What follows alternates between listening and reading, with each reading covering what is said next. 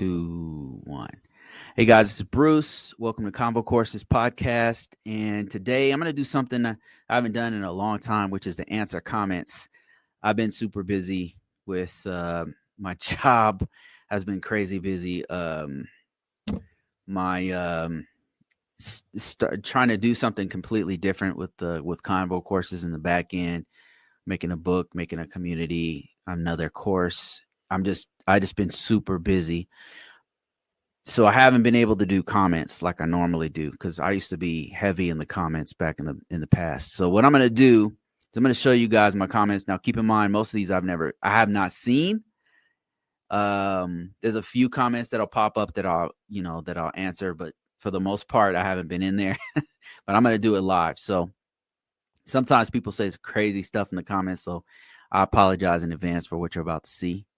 All right, so first one is on YouTube. And if you guys have any questions or anything like that that we could talk about, then I'm 100% down with it. I'm starting early today because I've got some stuff to do on my business offline. So let's see. First question is coming from YouTube, and they said, the fact that Bruce sits here and gave this training free of cost is the reason I'd like to buy his course. Well, the reason why I buy his course. Okay, I appreciate that. Thank you for your support. He says there are people doing this job and some collecting a hefty 6-figure salary. I love it. And we only got 1,000 views and 505 comments. Damn, people are lacking. Thanks for your support. I appreciate that. Thanks for your support. Yeah, appreciate that. Thanks for watching. That goes out to everybody. Thank you guys for watching weekly bait. That's why I do it. If you guys weren't watching, I wouldn't do this. I wouldn't take the time to do this. But for those of you who do visit and want to talk about this stuff and have an open forum and say what you need to say, I'm not going to judge you regardless of your whatever you believe in, your philosophy or whatever. I believe people are free to believe whatever they want. We don't have to agree. For me, we don't have to agree for us to be friends. We don't have to agree. And for me, that's helps me to learn, because if I can see from somebody else's perspective, it gives me some insight into my own perspective. So thanks for watching. Let me see what else we have here. And I am monitoring comments as much as I can. Somebody said, congrats, Bruce. Thank you so much. Appreciate it. A few people watching on TikTok. All right, let's keep going. Another comment. Let's go to the next one here. Somebody said, wait, what are they talking about here? Let me see. Okay. All right. This right here is a popular video I did. Got really popular. I did this like 3 or 4 years ago. And it's about what every ISO needs to know. And it was about seeing the big picture. It's about not taking on, putting everything on your own shoulders. Just basic things that it took me a long time to realize. And that once I realized it made my job easier.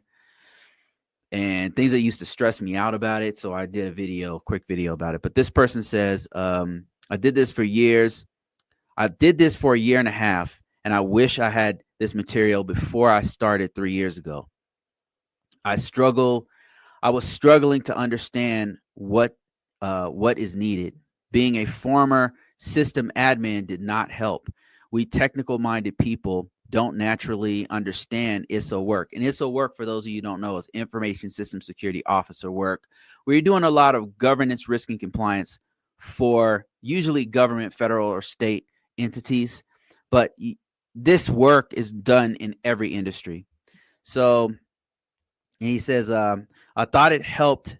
Though it does help to understand the controls better and exactly what technical controls are implemented. Absolutely true. It does help for that. He says, if you're into tons of document formatting and perfection meetings and looking at vulnerability scans, as well as no resolution and a happy customer, ISO work won't be for you. If you don't like that stuff, if you don't like documentation, formatting, doing lots of meetings, vulnerability scans, scan analysis, and trying to keep the customer happy, he says this is not for you. This video helped to explain that well. So yes, that's exactly right. That is it right there. Because one thing to understand is that you're looking at the big picture as an ISO. And when you're in the weeds, when you're doing system analysis, when you're a SOC analyst, for example, you're in the weeds. You're a system admin. You're a network engineer, something where you're tinkering or doing things like that. You're kind of just focused on your one task, right? You're just doing your one thing, and you're trying to get that one thing to work. You're not worried about whether the database is working. You're not worried about what's going on with the firewall guys. You're not worried. You're just doing your Cisco router or your whatever you're doing, right? The ISO has to see bits and pieces of everybody's stuff. Like you'll get a glimpse of what is going on with the firewall rules. You might get a glimpse into what's going on with vulnerability management and scans. So you have an idea of the volume of vulnerabilities that's going on. You have to talk to the network guys. You might have to talk to a system team that's involved with just servers, the help desk people. You have to talk to the managers. You have to talk to C-level execs, and sometimes even the customer. And so it can be overwhelming. It's because it's a lot of meetings. But I think that if you take on the mindset that you're helping with the security posture, and really you're just a conduit. What you're doing is you're letting this team know what's going on, like the big picture, and then what their task is in this big role. It's kind of like you're a guide. And once I understood that, it made this job a lot easier, because it's easy to be an ISO or a GRC position where you're looking at all these parts and pieces, the firewall, the network, the customer, the vulnerabilities and everything. And you start to take on all those tasks, and it feels heavy. The load feels like, oh my God, this is overwhelming. But what you got to remember is that security is everybody's job. So it's everybody's job. It's not just your job. So in the beginning, it feels super overwhelming and stressful until you realize, okay, I'm just a messenger. And sometimes they want to shoot the messenger, but I'm just delivering to them the big picture. And then here's your part of that big picture. And then next, here's the big picture. Here's your part of that big picture. That's all you're doing. Now it is a lot of documents because you're communicating with people in different ways. So, all right, I got some comments here popping up. Rookie, hey, how you doing, man? He says, hi, Bruce. Can you please talk about the process of getting an ISO certification in an organization? An ISO certification. Could you be more specific what you mean by ISO certificate? Do you mean ISO cert, like ISSO, or because there's a different terminology for the ISO? There's an international standard for frameworks called the ISO 27001. I don't think you're talking about that. An ISO sometimes refers to an information system owner, but I think you're talking about, okay, you said, all right, I'm seeing your other comments here. That will be the role. What will be the role of a GRC in the process of an organization ISO certification process? And you're referring to the International Standard Organization 27001. So 27001, my exposure to this, I was working with Verizon, and we had clients where we had to make sure that they were in line with 27001 standard. And I was very surprised to realize that it's very similar to what you do in a NIST 8 with a NIST 800 or with a NIST CSF as an information system security officer. It's very, very similar. They have what you're doing is you're helping the information system management, information security management system, which is a fancy way of saying governance, risk, and compliance for your organization, because that's what it's doing. What would their role be as a GRC analyst, it would be to help the organization to be in line with the clauses that you see in the ISO 27001. And so, from my understanding, there's 4 important clauses that that the organization is supposed to meet. And one of the top ones is the organization to understand the context, how cybersecurity works in their organization. The leadership has to understand how cybersecurity is done. I know that sounds like a very nebulous thing to say, but like, what are you actually doing? Security policy. So one of the best ways to explain to the organization and to articulate for the leadership to articulate what's the context of cybersecurity, what is the information system management, information security management system, is to do a policy, because the policy is going to be in line with, if you're using GDPR, if you have to be in line with FISMA or whatever regulations that have to be in that for the region that you're in. The policy will reflect that. The policy is going to say, okay, look, here's what everybody has to do for access control. If you have any kind of system that requires access control, here's what you do. You'll have multi-factor authentication at a high level. You're just going to explain everyone will have a multi-factor authentication. There's no exceptions. That's just an example. That's not, you wouldn't, that's just one example of what you would say. But another thing would be, I don't know, incident response. It would address, the policy at a high level would address continuous monitoring. How are we going to monitor? Are we going to collect logs from what systems? It's going to talk about access controls. It's going to talk about all the basic security practices. And so your role as a GRC analyst doing ISO 27000, making sure is for ISO 27001 would be to make sure the organization is in line with the ISO 2700 series standards. And there's more than one. There's ISO 27001, ISO 20005. So that's what you're going to do. So the best thing you can do is to start to read and understand the ISO 27001 standards. Let me see if I have that book available here. I think I might have it right here. Okay, I think this is, here it is right here. So this is a book I did about it.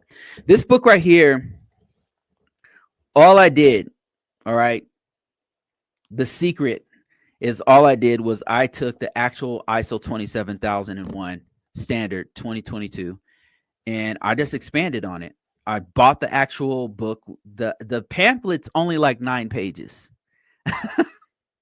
The EU one that you get is 9 pages long or something, 10 pages. I don't know. It's pretty short. And it has a breakdown of all the clauses you have to do. And it's about $130, right? This is not $130, right? So this expands on what you do in each one of those clauses, and it gives you a big picture of, and you don't have to listen. There's tons of resources out there. You don't have to buy my book about it. There's awesome resources. Start with YouTube and start to understand ISO 27000 series. Understand the series, because this breaks out into other deeper breakdowns. Like the ISO 27002 is the controls. The equivalent of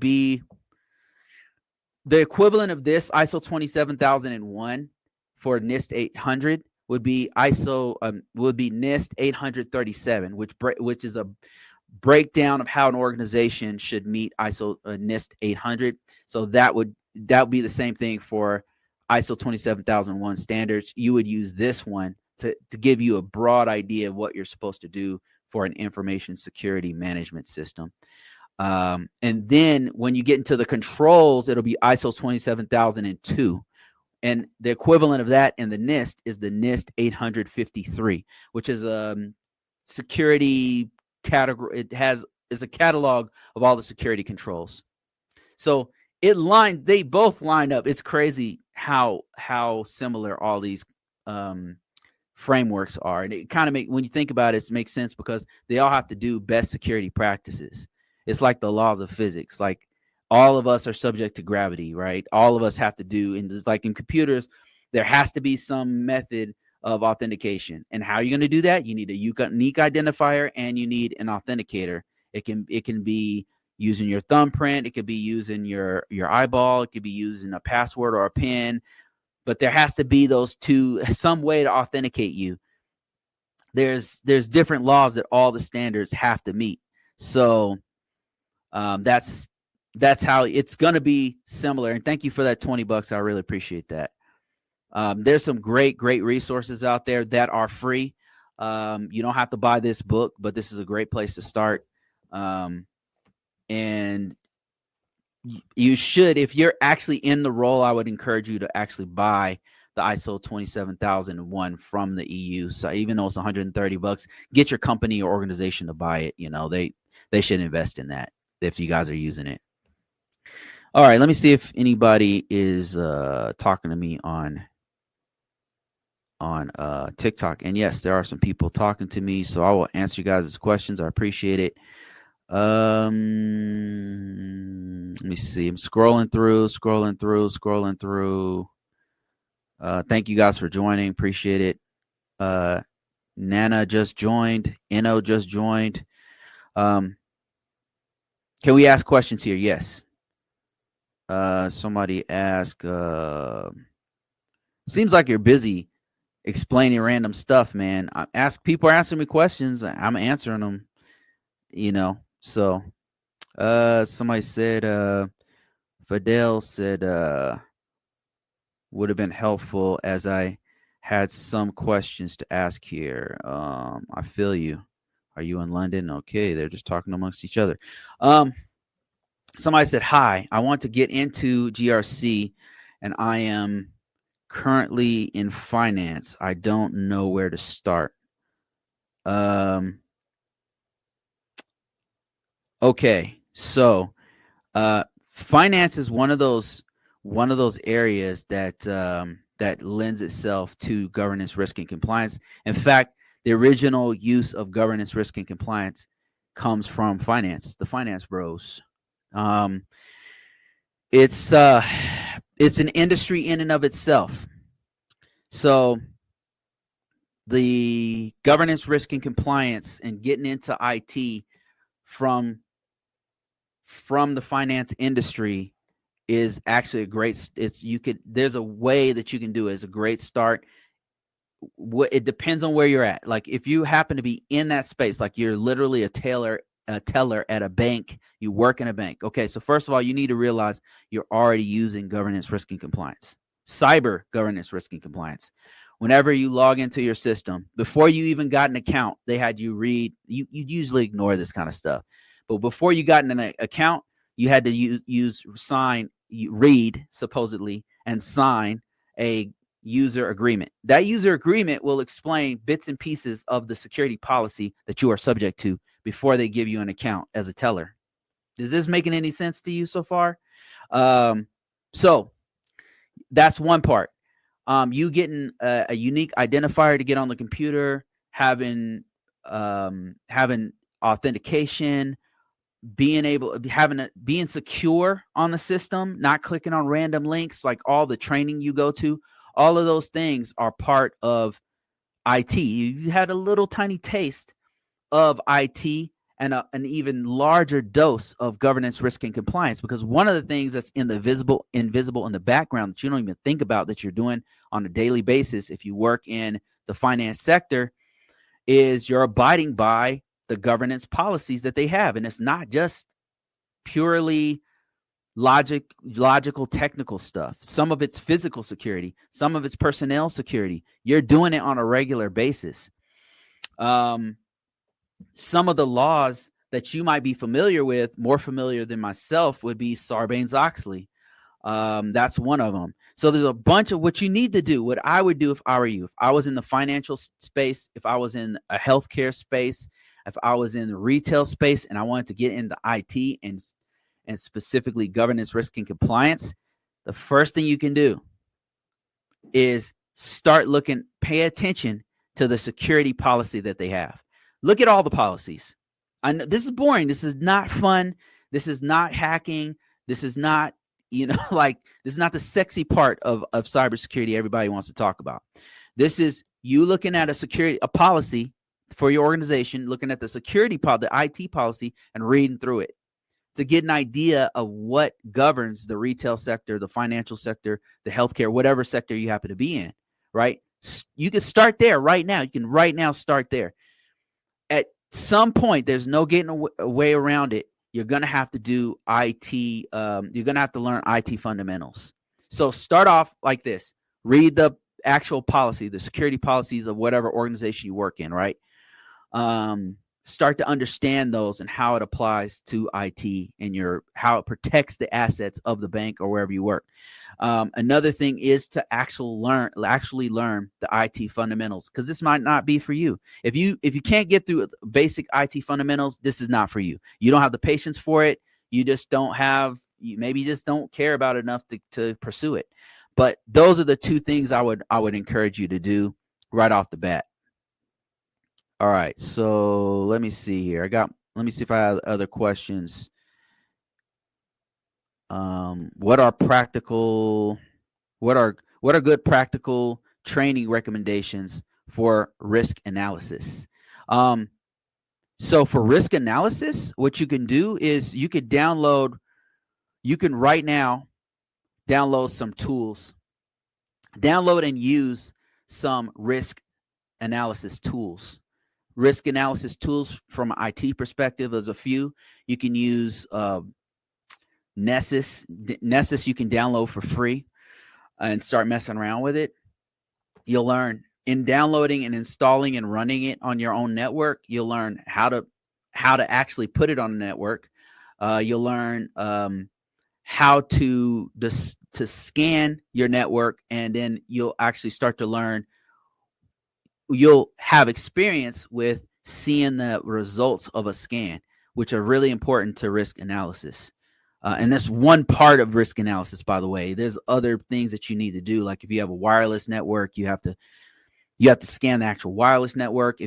There's physical security you have to worry about. There's making sure that there's proper processes in place. There's a lot, but this is just to get started with the tools. That's one set of tools that you can use. There's a bunch of open source scanners you can use.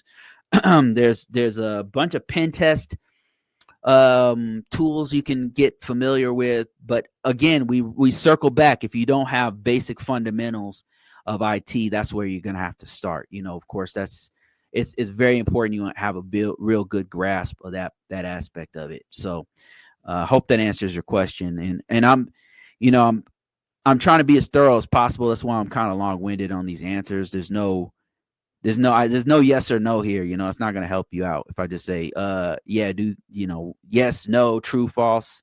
I'm trying to give you some perspective here. Risk analysis from a GRC perspective. Yeah. So risk analysis from a GRC perspective, like I said, it's going to be a little bit more well-rounded than you're just a pen tester. So I'm not telling you don't be a pen tester or don't learn that stuff. That's really cool to know, like how learning Kali Linux or some of the tools that Kali Linux use, and more importantly, some of the methods that you use for ethical hacking. Really important part of risk analysis. But other tools will be scanners like Nessus. You can download those, and that will be something that will help you out. And really, if you understand basic IT and then build from there, learning the best security practices is also really important to helping to manage the risk of an organization. I mean, I hope that makes sense. If you know how a network is supposed to work, then you'll know things like the difference between a public IP and a private IP. And then you'll understand when you get into an organization, okay, how are they protecting IPs that they have in the public? What IPs that are supposed to be internal that are actually exposed? So just by knowing the IT fundamentals and the best security practices that are supposed to be in place, you'll start to understand how to manage the risk to the assets in the organization. Somebody said, how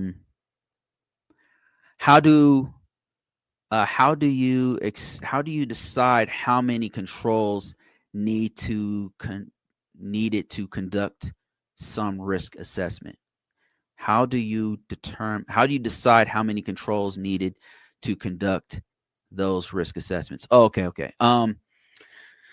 How do you determine how many controls? So that's determined right up before you even start. You have to determine what is the scope of the assessment. And that depends on the assessment itself. So there's different kinds of assessments. You've got a complete assessment that is going to hit all the main components of a governance risk of a GSS system. Like if you had GSS means general support system, that means like a bunch of network. This is usually what people think about when they think about doing an assessment, a general support system. But there's other kinds of assessments. That's why I'm telling you about it.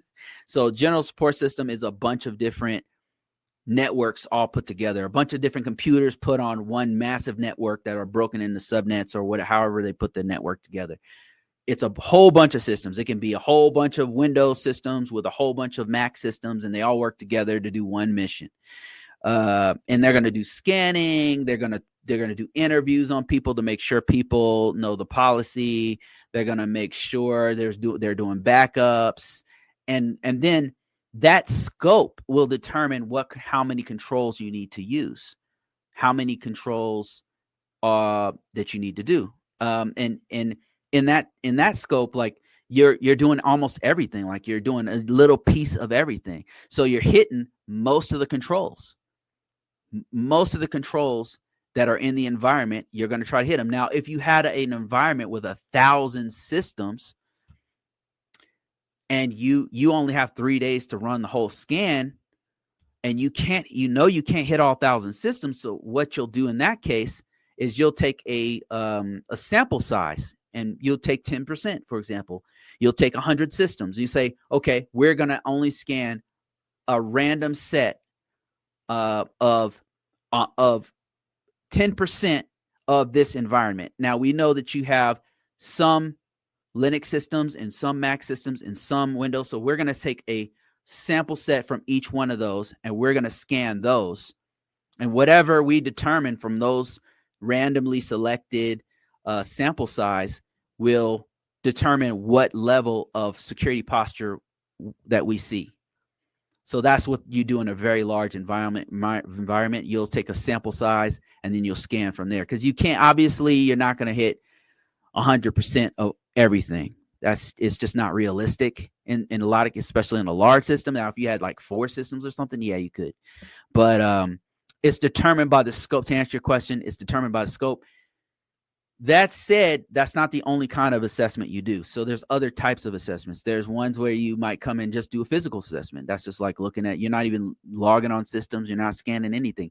You're just doing a walk around, looking inside, making sure the doors are locked, making sure that people can't just walk up in the facility without being challenged, making sure people have their badges on when you're walking around, just windows. What kind of security systems do you have on the window? Do you have any locks on the windows and doors and stuff? Do you have sensors? Do you need them? Do you have lighting in the area? So that's a physical. You might just do a physical assessment. You might do a wireless where you're walking around checking the different wireless, seeing how far out the boundary of the wireless is, and if people could do a rogue access point to trick your employees to have them log into their wireless network. So that's another assessment. Another one might be just source code, where you get a copy of all their source code, you run it through some type of your own application to determine if they have things like if they've described what's going on in the source code, if there's different. I'm not an app security guy, so I don't even know what to say. It's going to run through all the source code to determine if there's any kind of vulnerabilities in the code. So that's another. And then another one would be pen testing. So it depends on the scope in each case, which is going to determine how many controls that you hit. And it's going to be approved by whoever you're doing the scan with. So before you even start, you'll say, okay, it looks like we're going to have to do this kind of assessment, looking at just your web apps. We're going to hit these 10 systems. We're going to look at all the controls of NIST 800 for these 4 systems. And it's kind of like you're in the security assessment plan. You'll say, it's kind of like, do you agree? Here's what we're going to do. And then, do you agree? Because they can push back and say, no, we don't want you to hit all 4 of these. We want you to hit just these 2 web applications. And we don't want you to use NIST 800 controls. We want you to use the NIST CSF 2.0 framework or whatever. Or we want you to use ISO 27001 or ISO 27002 controls or whatever. So it's determined by the organization and the actual assessment team that's doing it. Let me see here. Professor Black Ops is here. Thanks for stopping by, man. I appreciate you. Let me see. Got some other comments.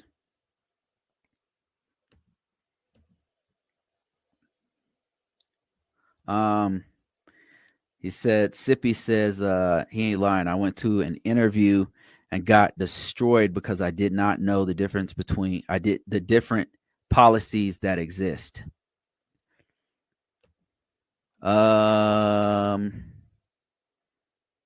Okay, Larry, my man Larry, how you doing, sir? He says, what's up, Bruce? What's up, chat? He says, hey, I was gonna grab your GPT prompt book. Working on my resume, unfortunately. Oh shit. Hang in there, Larry, man. I wouldn't leave just yet, man. I would stay where you're at. Don't let this whole thing deter you from your goals. And he said, would you consider it still current or should I wait for an update? I did a book right when GPT started getting hot, where I was breaking down how to use it, how I've been using it. It's changing so fast, Larry, to be honest with you. The best thing you can do if you're trying to do GPT and get deeper into it is to just jump straight into it, watch videos on it. The most current stuff, this field is moving so fast that a book cannot keep up with it. And I knew it would be fast, but it's very, very fast. It would be good to get a good foundational understanding, but the best thing you could possibly do, this doesn't benefit me, right? Like I should tell you, oh, you got to get the book. Here's the book right here. Just buy it right now. Listen, if you're trying to get into AI, generative AI, probably the best place to start would be, well, YouTube, obviously, because it's free and there's tons of stuff and it's all like it's constantly happening in real time. And they'll have like an hour-long video breaking things down, and it's, 2 days ago, right? It would be the best one. If you want to go deeper than that, I'm finding this out myself in real time. If you want to go deeper than that, then there's like a big 3 that have a really good courses that are also free to start off with machine learning and generative AI. And it's going to be Amazon. It's going to be Azure by Microsoft, Azure, and Google. These are the biggest players right now in AI. Now, if you're thinking, well, what about OpenAI? So Microsoft owns a very large chunk of OpenAI. So, and the reason why I point out these 3 is because they have a place where you can, let me see if I can find it real quick. They have a place where you can learn this stuff and have a really good breakdown of machine learning. So let me see if I can, what's machine learning crash course? Yeah, Google's machine learning crash course, stuff like this. 12 modules, 15 hours, and it's just basic. It's going to walk you through basic stuff. Oh, let me show my screen real quick. It's going to walk you through basic things that you need to know. And Facebook has one. I believe Facebook has one. But the ones I'm most familiar with is this one here, Google. AWS has one. And then Azure has one. These are some of the best places to go to learn about AI. Learn about, just like what I tell people with IT fundamentals. Whenever somebody asks, I'm like a broken record. Every time somebody says, "Oh, how can I get in this field?" I always say, you got to know the IT fundamentals. If you know it, then you can build on best practices, and then you can start thinking GRC stuff. Like there's a hierarchy, and with AI, it's the same thing. So with AI, the fundamentals is generative AI and machine learning. How does it work? And then you can start building into like, okay, well, how do we implement this safely? What ways can we use this to help us with cybersecurity SOC analysis? So you've got, once you learn the fundamentals, so the best places to learn would be Google, Amazon. They have great fundamental courses. They, after a while, they're promoting their own product, which some of them are dope, but first learn the basics and then build from there. I'm not telling you anything I'm not doing myself. My book is already outdated.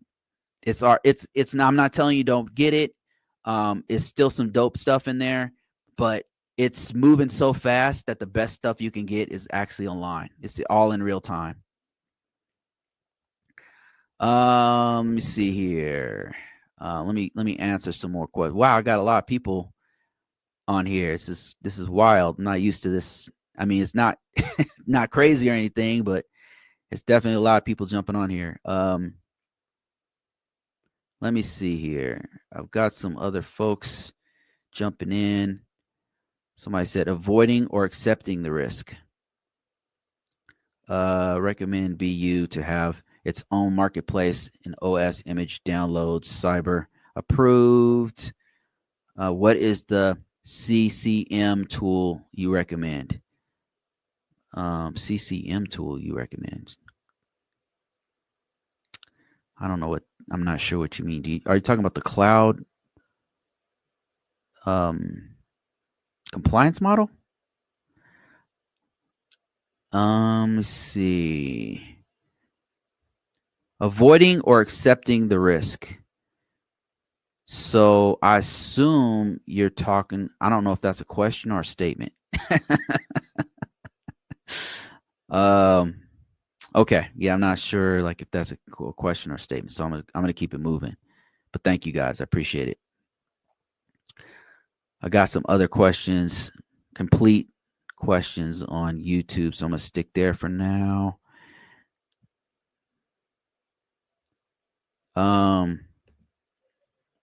Tariq says, do you think now is a good time to job hop?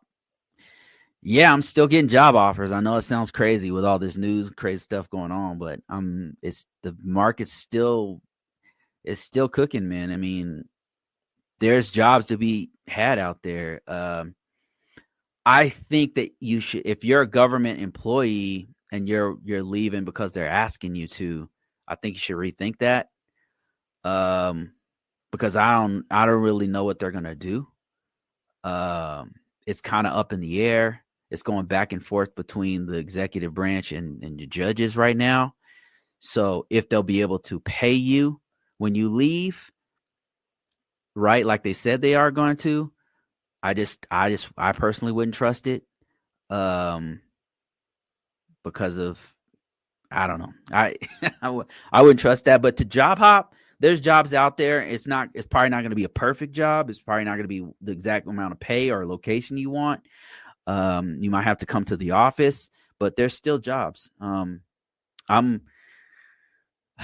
myself have been thinking about, I'm always looking. I'm always open to take a better offer or a better experience. And I'm still getting contacted by some pretty legit opportunities. So keep your eyes open. They're still out there. The market keeps moving regardless of who's in power or what they want to do. There's always a need for people who do cybersecurity, and people who do GRC, people who do IT. There is a need. Is it going to pay, $100K out the box? Is it going to be remote? Is it going to be in the city you want? Probably not. One of those things going to be off, but there's still jobs out there. So just, just stay the course. And that's what I'm doing. I'm not telling you anything I'm not doing myself. I'm still seeing stuff out there. And Larry said probably not, but some of us don't have a choice. Looking kind of grim in the federal space right now. Yeah, federal space is a little shifty. I don't know what, it's weird. And and I'm not trying to be political or anything, but to be honest, I'm working in that space right now. And number one, what they're doing is for sure they're having people no longer work from home. So they're pulling all government employees back. That's a mandate I think it's about to end in like a few days, that they're saying, hey, if you don't work, if you're not in the office, then we're going to let you go, or some. It's so dumb. They don't have a plan for it. I don't think it's dumb that they're doing it. It's more like the way they're doing it is really dumb. It just doesn't make any sense. And it's not taking into consideration actual human beings who do this work. And that's just my 2 cents. It's just what I'm seeing. And it's not looking too good in that one part alone, just the remote work. The other part is they're trying to do these weird tactics to cut the government down. And again, I'm pro making a leaner, meaner government, but the way they're doing it just, like I said, doesn't take into account that there's actual humans on the other side of this that are affected by it. People who have mortgages, people who have homes, people who can't reach back to, an angel investor or a bank or their dad or their trust fund to bail them out, right? Like these billionaires have. We're regular people working these jobs. Regular people with regular lives. We haven't taken all these crazy risks, and it's affecting government workers, and it's just the way they're doing it is not. It's not empathetic. It's not compassionate, and we can go back and forth. And I think you would have a point if you said, "Look, the government has to be smaller. We need to save money." Those are true statements. I agree with that. I agree with that. But the way they're doing it is it's just not smart. In my opinion, it doesn't, unless they know something I don't, which, there's a reason why they make so much money. There's a reason why they're so wealthy. Maybe it's because they're cutthroat. I don't know. Maybe it's because they don't care about humans. Kind of a dark way to think, but there are opportunities out there for you, Larry, especially somebody with your skill set.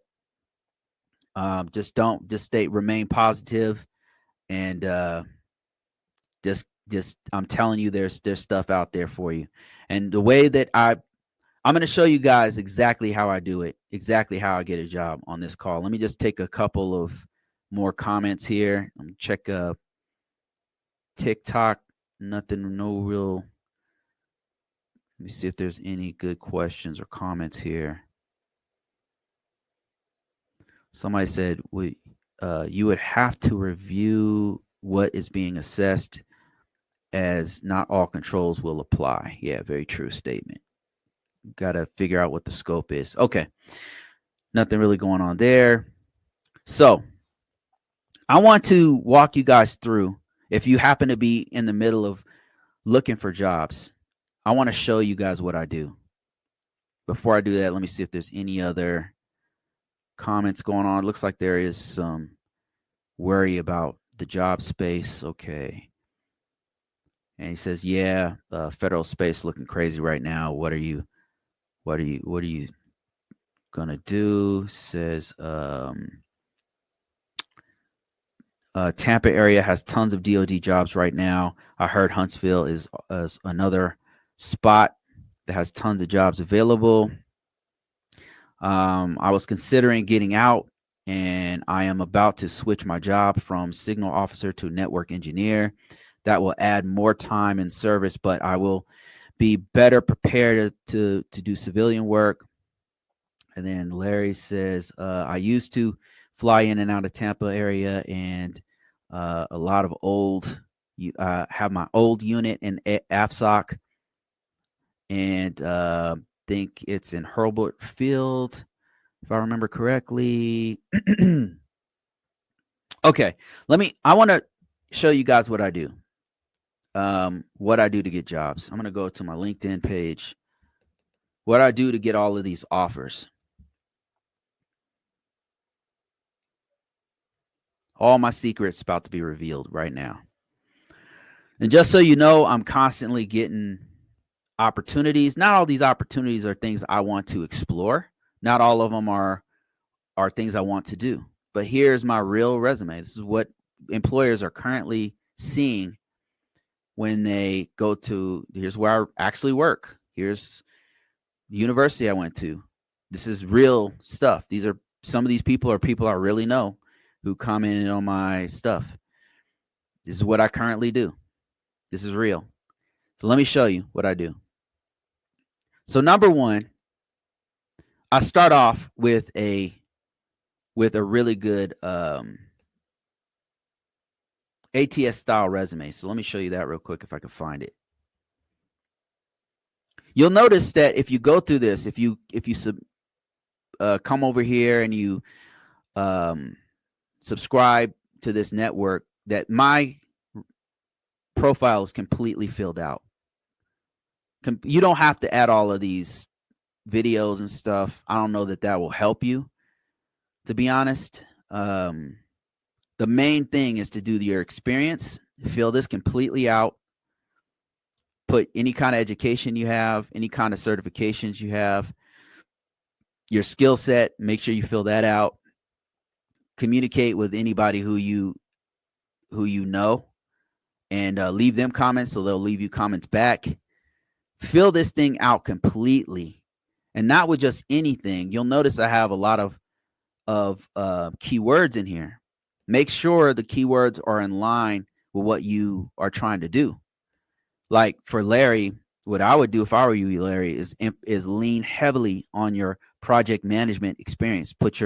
That you're working on a PMP, or you have a PMP, put that in there. I would put in there that you're working on your Security Plus, or you have a Security Plus. I would put any kind of skills you have. If you have any exposure to IT whatsoever, I will put that in there. That's all I've done here. I know these things that you see here in the top of my profile are things that are either things I really, really want to do, or things that I have the best skills at. Risk management framework. I know this is a key word. That's why I put it in there. If you're familiar with risk management framework, if you've done it, if you touched it, if you could speak to it when you get to a resume, then put it in here. Any kind of top certifications you have. If you have, I put public trust. I have that, a public trust. Any types of popular tools that are currently being used, put those in there. Certifications that you have, put those in there. In your job, when you get here, and this stuff, you can see this in my actual ATS style resume. That's why it's important to start with the ATS style resume, because it'll help you to quickly fill all this other stuff out. So this right here, and this is just one example. The great thing about LinkedIn is that you can use other people's resume in their profile as an example. So here I put all the stuff and I do, and you'll notice not only does it have keywords, but as much as possible, I try to put like impact statements. What was my impact to the organization? As much as possible. A better example will probably be my last job at Verizon. So I put the impact here more often. I probably need to improve the other one. So look how I put this. So I said, worked at Verizon. I put the time period. I was remote. I said I mapped security controls and policies to the NIST 853. And this is exactly what I did. NIST, CSF, CIS controls, and ISO 27001 frameworks. And what was the impact? Mapped hundreds of controls to 2 clients to determine compliance with three or 4 frameworks. So right there, whoever the employer is going to see, okay, this person knows 2 or 3 different frameworks. They're familiar with 2 or 3 frameworks. And what can they do for me? Well, it looks like they can take my controls and they can map them to they can map them to policies or whatever. And then what else did I do? Cyber threat intelligence analyst, work using open source and commercial intelligence tools to identify, communicate, and mitigate cyber threats before they can impact clients. And then what was the impact? We found over 100 leaked credentials. Now, one thing that you got to keep in mind with cybersecurity is that you can't. I'm not naming any clients. I'm not naming any IP addresses. I'm not saying any kind of secret things I'm not supposed to say, right? Because if I worked for some bank, X bank or whatever, I don't want some random person to be able to see, who had those vulnerabilities. So you've got to keep that in mind. Be smart about what you put online. And that includes your resume as well. Be paranoid, be smart about it. Now, I filled all of this out. It took me some time to do that. I started off with the resume, I upload the resume, and then I fill this out completely. You want to do this not only on LinkedIn. To be honest, most of my opportunities don't just come from LinkedIn. I do have some here popping up here, just random. Let me see if I can see a few of them here. I can show you. This is from some university. Yeah, here's a few other. Some of these are jobs. Most of these are jobs. So here's a job here. Here's it. I think this is it. Nope, that's commercial. It's a commercial. Somebody just trying to talk to me. Here's another job right here. So I'm getting these job offers, but most are job opportunities, but most of the job opportunities are coming from other platforms. It's coming from Dice, from Career Builder, from ZipRecruiter, from Monster. You want to put your resume on all of these different platforms. Recently, I found another platform I've been testing out with mixed results is AI platforms where you post your job and then it automatically applies for the jobs for you. They're not cheap. They're not. Let me see if I can show you one of them. If you want to try to use these, I'll show you one that I recommend. One's called usemassive.com. What I like about it is that it's very, very, it makes it extremely easy to actually apply. If it ever comes up. Okay, there we go. Finally. So this one right here, you upload, go through all of the questions that it has, and then it's going to go ahead and apply for you. Okay, let me show you my screen. Sorry about that.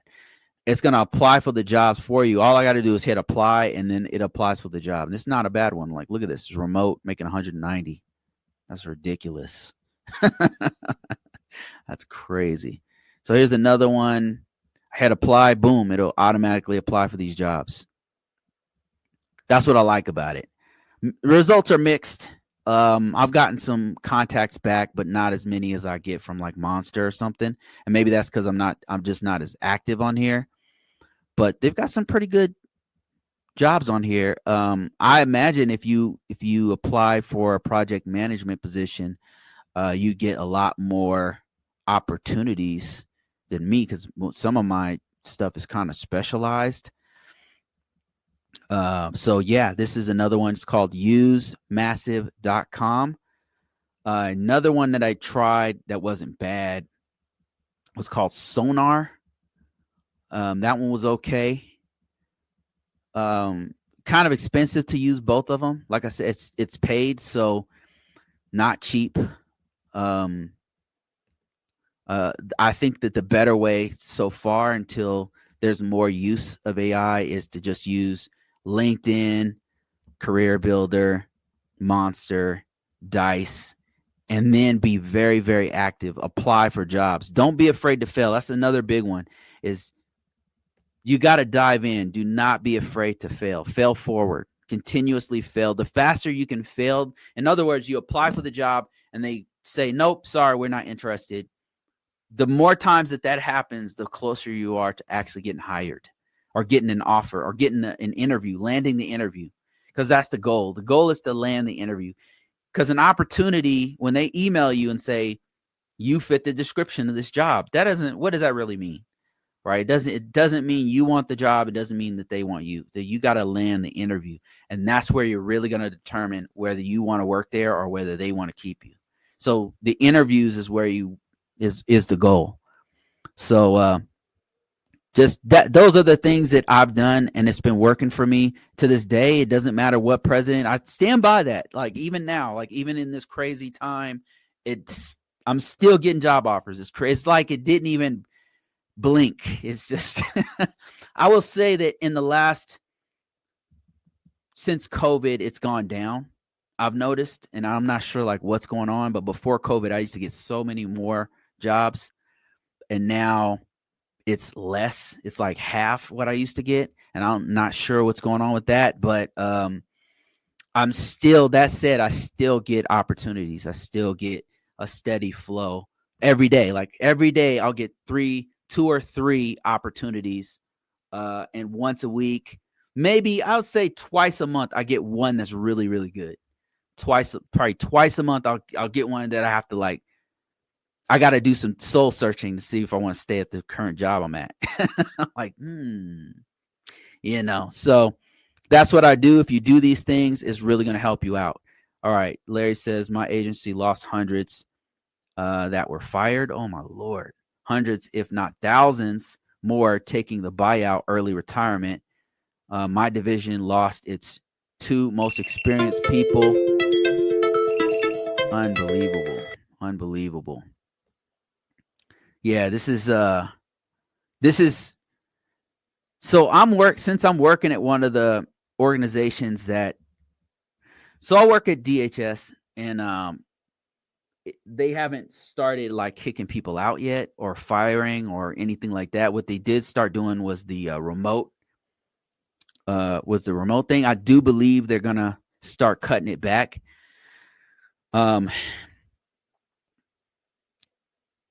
I do believe they're gonna do that. I don't know what's gonna happen because we have so much work to do. In fact, my biggest problem there has been that we have too much work, and I've been asking them for years to hire more people, especially more ISOs, more cybersecurity people, and down the line to do the level of work that they want us to do. I mean, unless they change everything and they say, okay, we don't need as many plan of action milestones. We don't need as many. If they change their process, we wouldn't need as many people. But if the current process that we have to maintain the level of security posture that they want, we definitely need more people. So if we we just recently lost a person. I don't know what the hell we're going to do. To be honest, like we can't afford to lose anyone. And then now it's going to triple our work.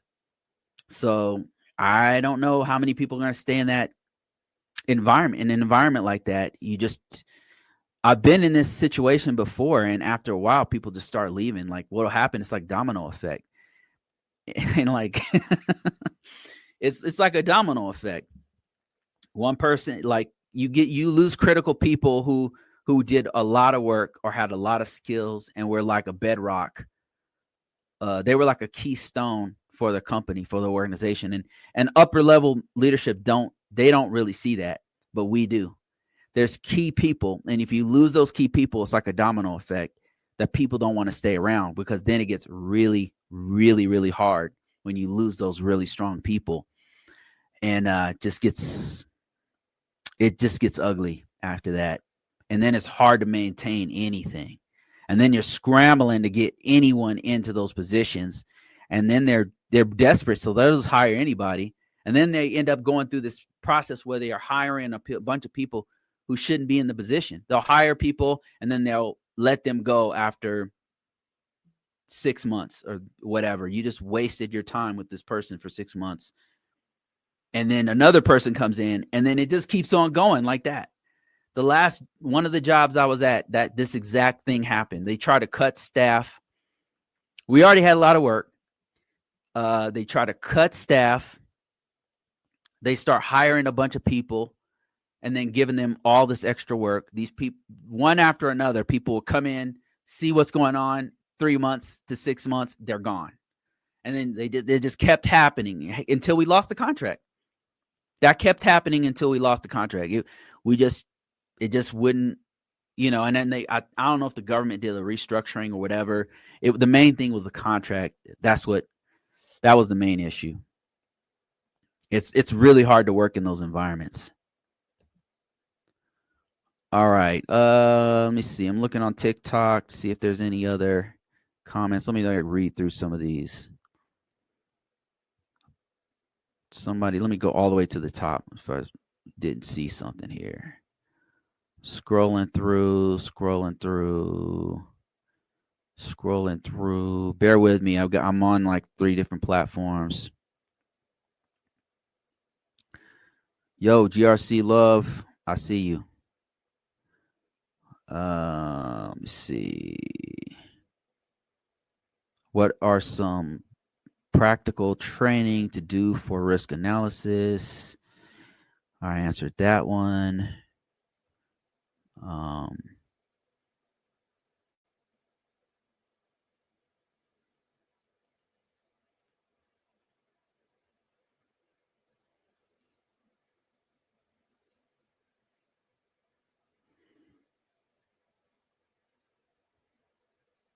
These guys are just talking amongst each other.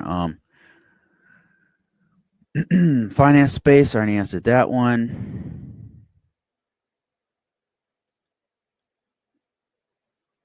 Oh man, they are freaking roasting me on TikTok. They're roasting me, man. What can you say about NIST release of AI governance? I read through it. I think it's good that they delivered something, that they actually start looking at it. It's looking like the direction of all of this is going to go into a space where the AI, there's going to have to be some kind of AI consortium. They're going to have to work it out amongst themselves. I think government's probably too slow to address it. I think it's good, to answer your question, I think it's good that the NIST actually addressed it in a very general way, and they're using the same framework that NIST CSF does, which is to keep it broad, and it's hit different functional parts that you should have with AI or machine learning. That's good, but it's looking like this whole industry, and this is just my opinion about it, just from the outside looking in and having messing with it and seeing how fast it's growing, it's gonna have to have a consortium, like an AI consortium of all the people who are actually doing the AI. Like, I think your OpenAI, Google, especially, definitely Google, AWS, Amazon, and Microsoft, and maybe some other entities in the US and Canada and EU are going to have to come together. The actual people who are building it are going to have to come together and make their own framework, because I think the government, especially with what just happened. So the Biden administration was trying to come up with something to help regulate this, just like we did with cybersecurity and with cloud, and they try to come up with like a common body and then release it, and then it would trickle down into policies and stuff. And then another administration comes in and does the exact opposite. And I think you can see a pendulum swinging in many countries around the world. It's going super left and then super right. And they're, instead of actually doing something logical and that makes sense from a security perspective and from a safety perspective, they're all thinking of their own interest. and their own interests, whether you're left or right or in between or libertarian or whatever, you're gonna insert your own like religious beliefs, or your own emotions are being shoved down the throat of everyone. On both sides, it's going back and forth. And I can see, like, if the other side comes in the US, they're going to go the whole other direction with everything, with AI. That's what's happening. It's going one way left and one way. So they're not going to be able to come up with a decision for AI. There's no way it's going to happen. Not with the government. So I think that what's going to happen is, unfortunately, the companies are going to have to come together, and maybe fortunately, I mean, depends on how they do it, because actually PCI DSS is what happened with the credit card industry. Credit card industry all got together, MasterCard, Visa, all of them got together and said, okay, we need to do something to protect people's credit card information. Let's come up with best security practices that we can have other organizations do, like for your retailers. And that's where PCI DSS came up. I think that the same thing will have to happen with AI. So, let me see. I got a question here. How can someone learn and practice the use of tools for analyzing risk, such as Nessus or EMAS, EMMAS? Well, you could use Nessus. Let me show you. Nessus. You can download Nessus. Let me give you a demonstration here.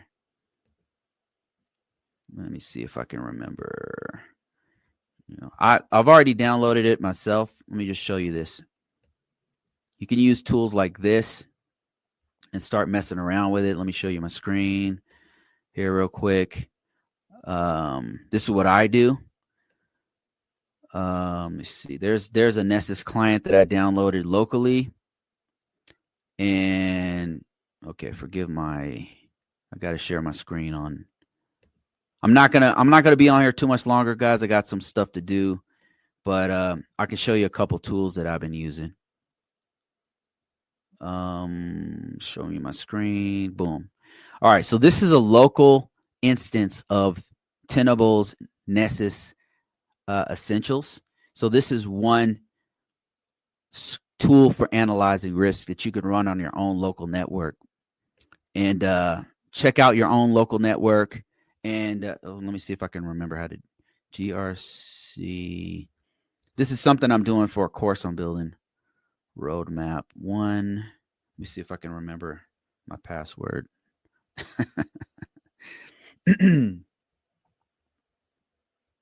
I don't think I'm going to remember this.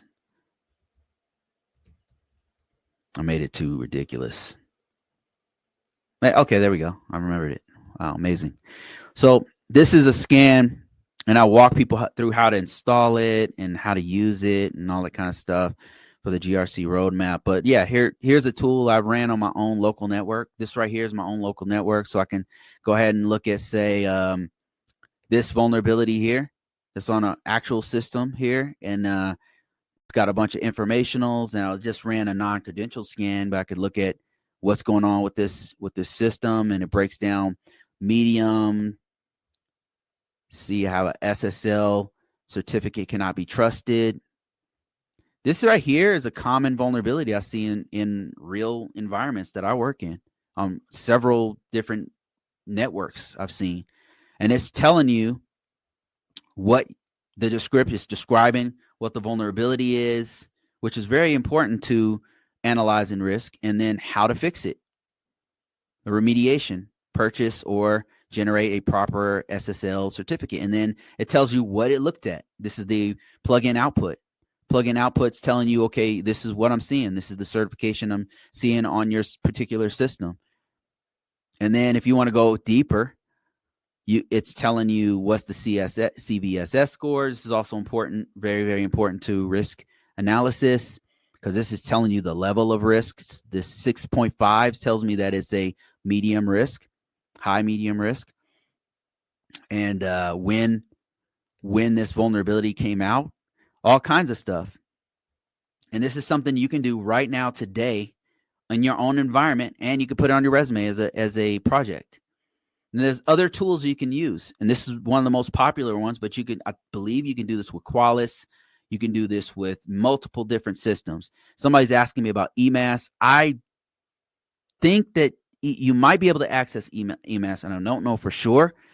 I don't use EMAS on a regular basis, but Chris from Tech Woke, he has a breakdown of how to do that, and I haven't checked it out. But EMAS, you might be able to get access to EMAS. So just so you know. EMAS, for those who don't know, is a GRC. It's a GRC tool that's similar to like a CSAM, or what's the other one? Archer. And all it does is it helps you to consolidate all the documentation that you're supposed to use for when you're going through the risk management framework process. Is one of the many things it can do. Is it can also help you with vulnerability management. Some of those tools can help with vulnerability management as well. All right, guys. I think that's it for this one. Let me see here. Let me see if I have any other comments. It's an automated GRC toolkit. Okay. Somebody's talking about our GRC toolkit. That's kind of cool.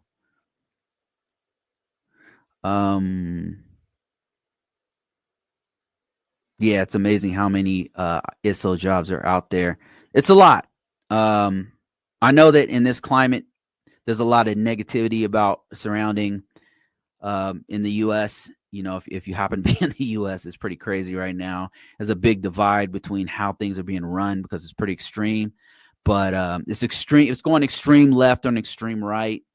And there's few of us caught in the middle who just want to get paid and live our lives, and we're affected by it.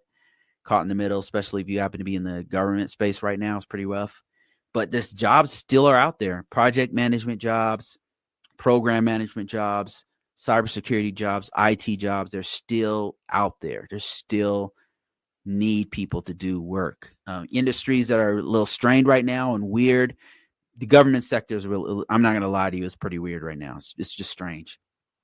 But there's many other sectors. There's the healthcare sector. There's the finance sector. There is a need for your skill set, but you just have to know how to get your name in people's mouth, get yourself out there. And the way you do that is by putting yourself on the job market, by going to all these job aggregators.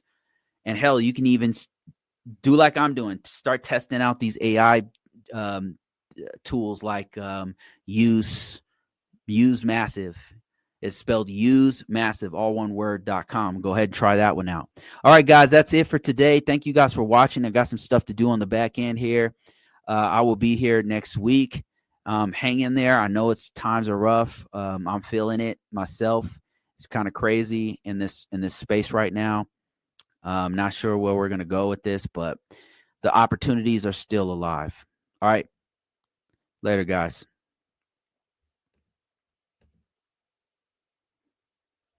All right. I'm ending TikTok. Let me see here. There we go. Thanks for that $10, Larry. I appreciate you. Appreciate the LinkedIn insight. Mine is definitely lacking. I need to get into that. Hey man, send me your link and I'll take a look at it, man. Personally, send me your resume too, and I'll take a look at it. Just ConvoCourses, contact@convocourses.com. Send me your email. Send me your resume, and I'll take a look at your profile. I think I already have you on my profile. I can find you on LinkedIn, but I need your resume, and I'll take a look, and then I'll show you where you can enhance it. And we might actually have a position too. Maybe I'll suggest you so I can get a bonus from you getting hired with us. All right, man. See you guys later.